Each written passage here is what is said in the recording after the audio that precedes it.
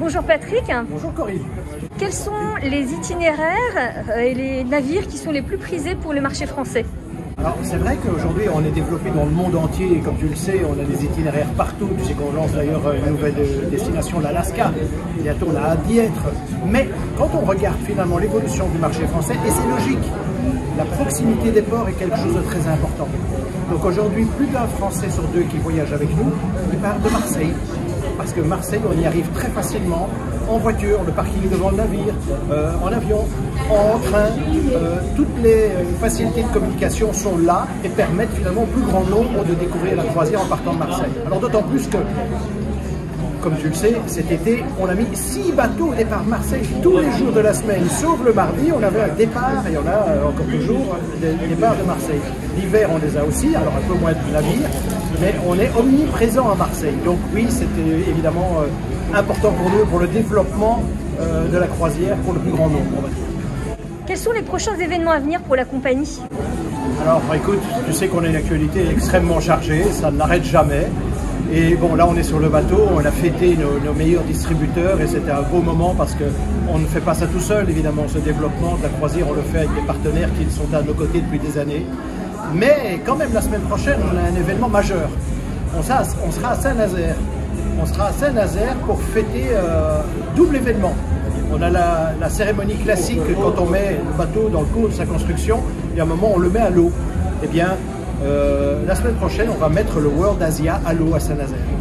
Et en même temps, puisqu'on cumule, on a le suivant, le World Atlantic, pour lequel on va avoir une très belle cérémonie qui est très importante aussi dans nos esprits et pour petit bonheur au navire, c'est qu'il y aura la fameuse cérémonie de la pièce. On soude dans le fond de la coque une pièce en or qui va porter chance au navire. Elle sera soudée vraiment dans la cale. On fait ça pour tous nos navires. Ça nous a porté chance et on va continuer à porter chance avec tous nos navires. Le marché français reste encore à convaincre. Si tu devais convaincre de futurs clients ou de futurs passagers qui ne sont jamais venus en croisière, qu'est-ce que tu leur dirais? C'est un peu mon leitmotiv en 2025. Je vais le reprendre, ça tu l'auras enregistré.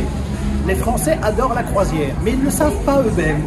On vient d'ailleurs de commanditer une étude pour mieux comprendre en effet ce comportement et le comportement des Français. Et on s'est rendu compte que 80% des Français qui réalisent leur croisière pour la première fois refont une croisière. Et même 70% ont même l'intention de refaire une croisière directement l'année d'après.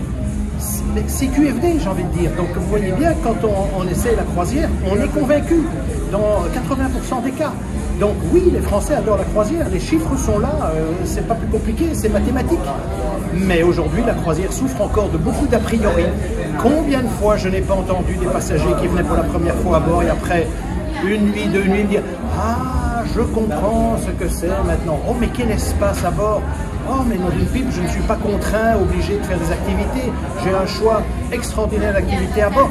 Je suis libre, en fait, à bord de ce grand navire. » Et oui, bien sûr, parce que c'est ce qu'apporte le grand navire, c'est la liberté du choix.